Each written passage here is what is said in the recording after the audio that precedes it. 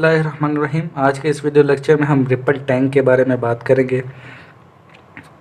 Ripple tank में हम diffraction को पढ़ेंगे कि डिफ्रैक्शन हम रिपल टैंक में कैसे ऑब्ज़र्व करते हैं। तो पहले डिफ्रैक्शन पढ़ लेते हैं। डिफ्रैक्शन होती क्या है? डिफ्रैक्शन बेसिकली जो मेरे पास डेफिनेशन है, बेंडिंग एंड स्प्रेडिंग। किसी चीज़ का बेंड कर देना, टेढ़ा हो जाना, मुड़ जाना, या स्प्रेड या फैल जाना। टेढ़ा हो जाना या फैल जाना। एक चीज़ सीधी है, इसको टेढ़ा कर दो तो ये बेंडिंग हो गई। स्प्रेडिंग ये होती है कि इसको इस तरह, यानी कि इसको ज़रा खींच के फैला दो।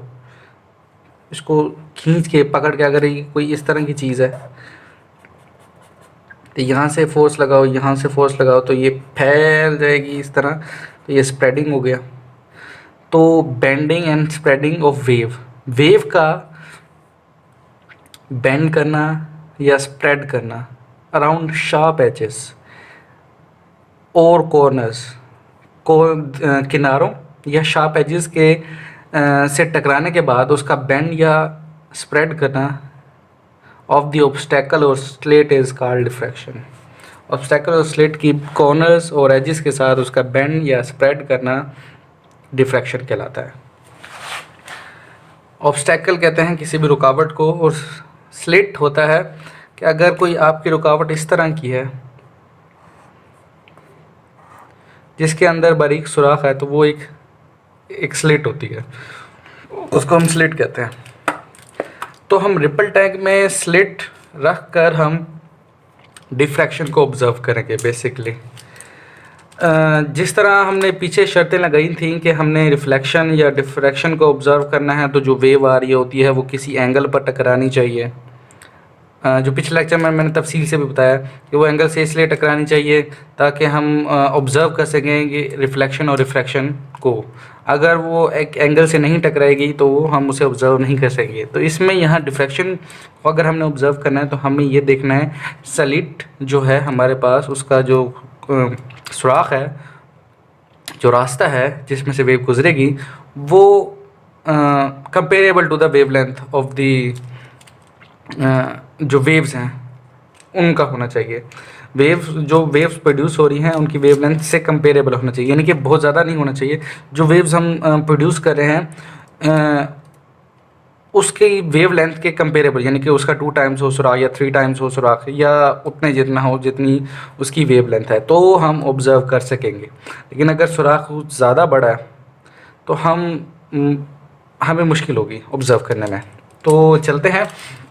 मेरे पास एक रिपल टैंक है, उसमें मैंने एक स्लिट लगाई है जो मैंने ग्रीन कलर से रिप्रेजेंट किया है। मैंने वाइब्रेटर ऑन किया है और वो प्लेन वेव्स प्रोड्यूस कर रहा है, जो कि मैं इस तरह से रेड कलर से मैंने रिप्रेजेंट की, ये प्लेन वेव्स हैं। तो जैसे ही वो स्लिट से टकराती हैं तो वो एक सर्कुलर वेव फ्रंट में कन्वर्ट हो जाती हैं। ये हो रही है स्प्रेडिंग। सॉरी, ये इस तरह स्प्रेडिंग हो रही है वेव्स का सर्कुलर वेव फ्रंट्स की सूरत में। ये स्प्रेड हो गई, यानी कि ये हम बआसानी देख सकते हैं। जब हम एक स्लेट अप्लाई करेंगे तो हम जब प्लेन वेव्स जनरेट करेंगे तो हम स्लेट्स को इस तरह ऑब्ज़र्व करेंगे कि जब ये सुराख में से गुजरेंगी तो इस तरह हमें फैलती हुई दिखाई देगी। इसे डिफ्रैक्शन कहते हैं। और डिफ्रैक्शन में ये स्प्रेडिंग हो रही है। बेंडिंग आपने देखा होगा, अगर नहीं देखा तो आप यूट्यूब पर वीडियोस देख सकते हैं सोलर इक्लिप्स को। 100% सोलर इक्लिप्स जब हो तो हमारे पास रिंग ऑफ फायर बनता दिखाई देता है, यानी कि इस तरह होता है। ये जब चांद दरमियान में आ जाता है सूरज के, तो ये पूरा इलाका छुप जाता है। ये चांद आ गया तो ये ब्लैक हो जाता है, क्योंकि इस जो हिस्सा हमारे सामने होता है उस पर सूरज की रोशनी नहीं पड़ रही होती, तो ये हिस्सा ब्लैक होता है। तो हमें सूरज के आगे चांद आ जाने से ये ब्लैक हो जाता है। लेकिन ऐसा होता है कि यहाँ से हमें एक लाइट दिखाई दे रही होती है। एक रिंग बनती हुई दिखाई दे रही होती है। ये रिंग क्यों बन रही है? ये ring basically bending of light की वजह से हो रही है, क्योंकि लाइट भी एक वेव है। जैसे ही लाइट इसकी जो चांद की सतह से टकराती है तो वो बेंड कर जाती है अंदर की तरफ, जिसकी वजह से हमें एक रिंग ऑफ फायर बनता हुआ दिखाई देता है। तो स्प्रेडिंग की मिसाल तो हम रिपल टैंक से ले लेते हैं, और बेंडिंग का मैंने चलो बताया कि चलो मैंने कहा बच्चों को कॉन्सेप्ट मिल जाए कि बेंडिंग भी बेसिकली होती है वेव्स में। लेकिन हम डिफ्रैक्शन स्प्रेडिंग में तो हमने स्लिट लगाकर हम डिफ्रैक्शन को ऑब्जर्व कर सकते हैं। अब दूसरा मैंने आपको ये बात बतानी थी कि अगर हम स्लिट को सुराख को बड़ा करते हैं, मिसाल के तौर पर स्लिट का सुराख कुछ ज़्यादा बड़ा हो गया, तो जो वेव्स प्रोड्यूस हो रही हैं वो उसमें हम डिफ्रैक्शन को इतना ऑब्जर्व नहीं कर सकेंगे। ये फ़र्ज़ करें पानी की वेव्स जनरेट हुई की हैं मैंने, प्लेन वेव्स, तो जैसे ही ये इससे टकराएंगी तो थोड़ा सा असर होगा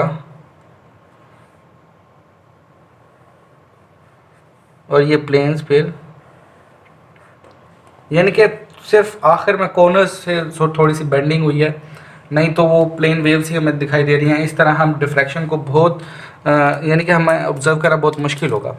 तो सुराख जितना छोटा होगा comparable to the wavelength of the waves होगा, तो उतना हमें डिफ्रैक्शन को ऑब्जर्व करने में आसानी होगी। तो उम्मीद है कि आपको कुछ समझ आया होगा जो मैंने। अगर आपका कोई सवाल है तो आप मुझे ईमेल भी कर सकते हैं और कमेंट सेक्शन में पूछ भी सकते हैं।